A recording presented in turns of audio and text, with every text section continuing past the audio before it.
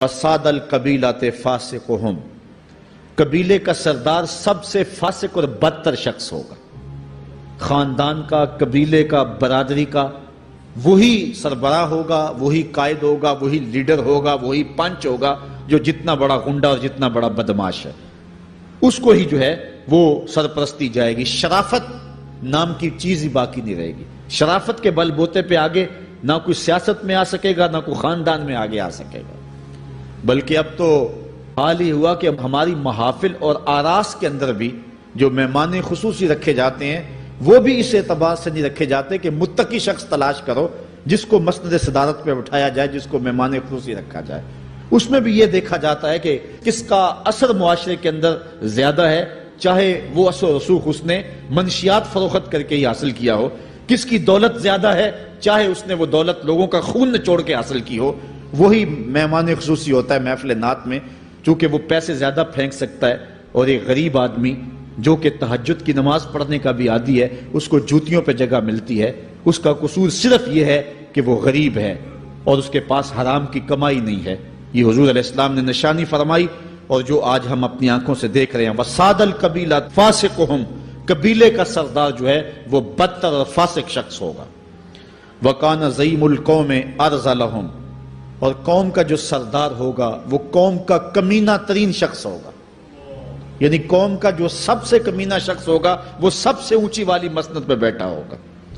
اور آپ دیکھ لیں، صرف پاکستان میں نہیں پوری دنیا پہ دیکھ لیں، کہ ایسا نہیں دیکھ رہے ہم کہ جو بدبخت ہے، جو کمینہ ترین شخص ہے، فلک نے بخشی ہے انہیں خواجگی، جو جانتے نہیں روش بندہ پروری کیا ہے، جن کو اپنے نفع نقصان کا بھی نہیں پتا، اپنے آپ کا بھی شعور نہیں ہے، ہم کون ہیں، کس لیے آئے ہیں، جو مقصد حیات سے بھی آگاہ نہیں ہے، تو وہ قوم کے سردار ہوں گے، سیاسی تنظیمیں ہوں یا دیگر تنظیمات ہوں، الا ماشاء اللہ۔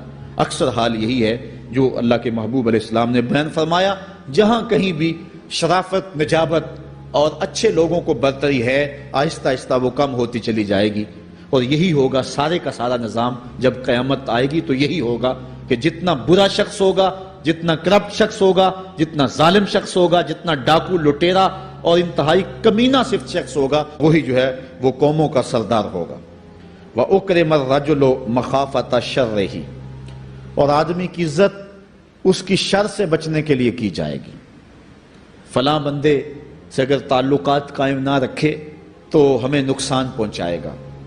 آج 10 نمبر کا غنڈہ بھی ہو تو لوگ اس سے تعلق ضرور استوار رکھتے ہیں، یہ فخر سمجھتے ہیں، ہر روز یہ اللہ سے وعدہ کرتے ہیں، وَنَخْلَعُ وَنَتْرُكُ مَن يَفْجُرُكَ، دعائے قنوت میں کہتے ہیں، اے اللہ جو تیرے حکموں کو توڑتا ہے ہمارا اس سے کوئی تعلق نہیں ہوگا۔ یہ روز عہد کرتے ہیں لیکن مسجد سے نکل کے اس عہد کو توڑ دیتے ہیں، بلکہ بہت سارے تو مسجد کے اندر ہی توڑ دیتے ہیں۔ وَظَهَرَتِ الْكَيْنَاتُ وَالْمَعَازِفُ، اور گانے والی اور بجانے والی عورتیں اور گیت گانے والی عورتیں، رنڈیاں، یہ جو ہیں وہ گانا شروع کر دیں گی اور یہ عام ہو جائے گا۔ اب تو حد ہو گئی کہ مذہب کے نام سے بھی یہ سب کچھ ہو رہا ہے۔ یہ شام کلندر کے نام سے جو پورے ملک کے اندر ایک جو ہے تقریب شروع ہوئی ہے، اس میں جو ہے ان عورتوں کو بلایا جاتا ہے اور لکھا ہوتا ہے باقاعدہ اشتہاروں کے اوپر کہ فلاں جو ہے وہ گانے والی آئے گی اور وہ جو ہے وہ اپنا کلام پیش کرے گی، اور یہ مذہب کے نام پہ ہو رہا ہے۔ اور حد یہ ہو گئی کہ یہ بڑھتا ہی چلا جا رہا ہے، اس کو روکنے کی گو مربوط کوششیں بھی نہیں ہوئی، لیکن ایک ایسا عمل تھا کہ جس کو ہر صاحب شخص برا سمجھتا ہے، لیکن اس کے باوجود یہ پھیلتا چلا جا رہا ہے۔ اور جو کچھ معاشرے میں ہو رہا ہے وہ حضور علیہ السلام نے پہلے ہی نشاندہی کی۔ وَشُرِبَتِ الْخُمُورُ، اور شرابیں پی جائیں گی، رنڈیاں ناچیں گی، گانے گائیں گی اور شرابیں پی جائیں گی۔ وَلَعَنَ آخِرُ هَذِهِ الْأُمَّةِ أَوَّلَهَا، اس امت کے بعد میں آنے والے لوگ پہلے گزروں پر لعنت کریں گے، کہیں گے انہیں تو پتہ ہی نہیں ہے۔ پاکستان کے اندر باقاعدہ آرٹیکل چھپے اخبارات میں کہ محمد بن قاسم جو ہے وہ ڈاکو تھا، سلطان محمود غزنوی لٹیرا تھا، یہ مضامین شائع ہوئے۔ صحابہ کو گالیاں نہیں دی جا رہی، کتنے لوگ ہیں جو صحابہ کو برا بھلا کہتے ہیں، اور حضور علیہ السلام کے والدین طیبین جن کی وساطت سے یہ درے اور گوہر شاوار ہمیں نصیب ہوا، ان والدین کو ممبروں پہ بیٹھ کے کیا جہنمی نہیں کہا جا رہا؟ تو یہ وہ زمانہ، کیا امام حسین کو باغی نہیں کہا جا رہا؟ پہلے لوگ اندر داخل ہو کے کرتے تھے اور کتابچے چھاپتے تھے، اب آہستہ آہستہ ممبروں پہ بھی آ گئے اور یہ بات کہی جانے لگی ہے۔ اس پر باقاعدہ اجتماعات منعقد ہوتے ہیں، اس پہ کہا جاتا ہے۔ ایک ٹی وی چینل کے اوپر یزید کو جو ہے وہ رحمت اللہ تعالی علیہ کہا گیا، کیا کچھ نہیں ہوا، یہ سب کچھ آپ کے سامنے ہے، یہ حضور نے بیان فرمایا، یہ ہونا تھا۔ آقا کریم علیہ السلام نے ارشاد فرمایا وہ وقت آئے گا کہ جو آخر والے ہوں گے وہ سمجھیں گے کہ ہم ہی جو ہے وہ دیندار ہیں، ہمیں دین کا ٹھیکہ، اور پچھلوں پر لعنت بھیجیں گے کہ انہیں کیا پتا تھا دین کا۔ آج پچھلوں کے عقائد پر حملے ہو رہے ہیں اور انہیں مشرک کہا جا رہا ہے۔ میں نے ایک دن کہا تھا یہ بڑے زور سے کہا جاتا ہے جو یا رسول اللہ کہے وہ مشرک ہو جاتا ہے۔ میں نے کہا دیکھو اس فتوے کا اثر کہاں تک جاتا ہے۔ حضور علیہ السلام کے سارے صحابی آقا کریم علیہ السلام کی موجودگی کے اندر بھی، اور پھر دیکھیے مسلمہ کذاب کے مقابلے میں جو جنگ لڑی گئی، اس جنگ کے اندر حضرت خالد بن ولید نے لکھا کہ کافر بھی اللہ اکبر کا نعرہ لگاتے ہیں، ہم بھی اللہ اکبر کا نعرہ لگاتے ہیں، فرق ہی نہیں معلوم ہوتا اپنا کون سا ہے اور بیگانہ کون سا ہے۔ تو حضرت صدیق اکبر نے لکھا کہ جب وہ اللہ اکبر کا نعرہ لگائیں تم اس کے جواب کے اندر یا محمد آہو کا نعرہ لگاؤ۔ وَقَانَ شِعَارُ الْمُسْلِمِينَ يَوْمَئِذٍ یا محمد آہو، اس دن مسلمانوں کا شعار ہی یہ تھا، جو یا محمد یا رسول اللہ کہتا تھا وہی مومن مانا جاتا تھا، باقی کو تہہ تیگ کر دیا جاتا تھا۔ تو اگر یا رسول اللہ کہنا شرک ہے تو پھر سارے صحابی، وہ 10,000 صحابہ جو جنگ یمامہ میں شامل تھے، ان کے بارے میں پھر کیا کہو گے؟ پھر حضرت زین العابدین کے بارے میں کیا کہو گے جو کربلا کے میدان میں مدینے کی طرف منہ کر کے کہہ رہے ہیں یا رحمت للعالمین ادرک لزین العابدین؟ پھر حضرت زینب کے بارے میں کیا کہو گے؟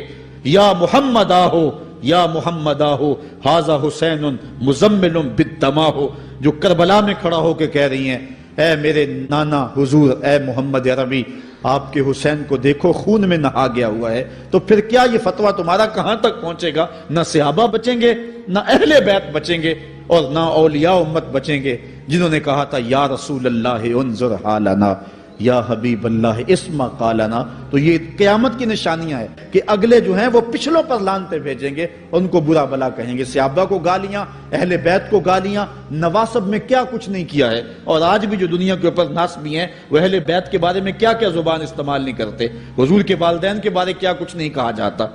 تو یہ سب کچھ ہونے والا ہے جو حضور علیہ السلام نے بیان کیا، کچھ ہو رہا ہے اور کچھ تم دیکھو گے اپنی آنکھوں کے سامنے۔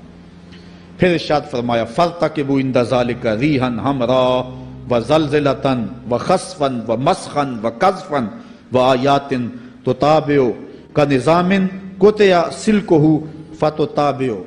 فرمایا کہ پھر جب یہ حالات ہوں گے اور یہ پوری طرح حالات معاشرے میں پیدا ہو جائیں گے تو پھر سرخ آندیاں آئیں گی، پھر انتظار کرنا سرخ آندیوں کا، وَزَلْزَلَةً اور زلزلے کا انتظار کرنا، وَخَسْفًا وَمَسْخًا وَقَذْفًا اور دھنسنے کا انتظار کرنا، اوپر سے پتھروں کے نازل ہونے کا اور شکلوں کے بگڑنے کا انتظار کرنا۔ اور آگے فرمایا وَآيَاتٍ اور ایسی نشانیاں آئیں گی ایک دوسرے کے پیچھے آئیں گی، جس طرح تسبیح کا دھاگا ٹوٹ جائے تو پیدل پہ اس کے دانے گرتے ہیں، تو یہ سارے عذاب جن کا ذکر حضور نے کیا میں مسلسل اوپر نیچے یہ تمہارے تک پہنچیں گے۔ حضرت انس رضی اللہ تعالیٰ عنہ سے ایک اور روایت لیتے ہیں، حضور علیہ السلام نے ارشاد فرمایا لا تقوم الساعة حتى يتقارب الزمان فتكون السنة كالشهر والشهر كالجمعة وتكون الجمعة كاليوم ويكون اليوم كالساعة وتكون الساعة كالدرمة بالنار۔ فرمایا جب قیامت آئے گی اتنی دیر تک قائم نہیں ہو سکتی جب تک زمانے مختصر نہیں ہو جائیں گے، زمانے سمٹ نہیں جائیں گے، حتیٰ کہ سال مہینے جتنا ہو جائے گا، اور مہینہ ایک جمعۃ المبارک جتنا ہو جائے گا، اور ایک جمعہ ایک دن جتنا ہو جائے گا، اور ایک دن ایک گھڑی جیسا ہو جائے گا، اور ایک گھڑی ایسے ہوگی جس طرح آگ کا شعلہ جلایا اور وہ بجھ گیا۔ اور آج آپ دیکھ نہیں رہے کہ دن کتنی جلدی گزرتا۔ کسی زمانے میں ہم گرمیوں کی چھٹیاں کاٹتے تھے تو گزرتی نہیں ہوتی تھی گرمیوں کی چھٹیاں، لیکن آج آپ دیکھیں یہ دوپہر نہیں گزرتی ہوتی تھی رمضان المبارک، گرمیوں کے روزے جب ہمارے بچپن میں آئے تھے تو دوپہر نہیں گزرتی ہوتی تھی، لیکن آج وہی گرمیاں ہیں، لیکن ادھر سے سورج طلوع ہوتا ہے ادھر سے غروب ہو جاتا ہے۔ وقت سمٹ گئے، زمانے سمٹ گئے، اور یہ قرب قیامت کی نشانیاں ہیں۔ خرابی اتنی زیادہ ہوگی، حضور نے ارشاد فرمایا، حضرت ابو ہریرہ سے ہے، آدمی گزرے گا اور ایک پرانی سی قبر دیکھے گا اور کہے گا وَيَقُولُ يَا لَيْتَنِي كُنْتُ مَكَانَ صَاحِبِ هَذَا الْقَبْرِ وَلَيْسَ بِهِ الدِّينُ إِلَّا الْبَلَاءُ۔ فرمایا انسان قبر کے قریب سے گزرے گا تو گزرتے ہوئے وہ ٹھنڈی آہ بھر کے کہے گا کاش کہ اس قبر کا مکین میں ہوتا،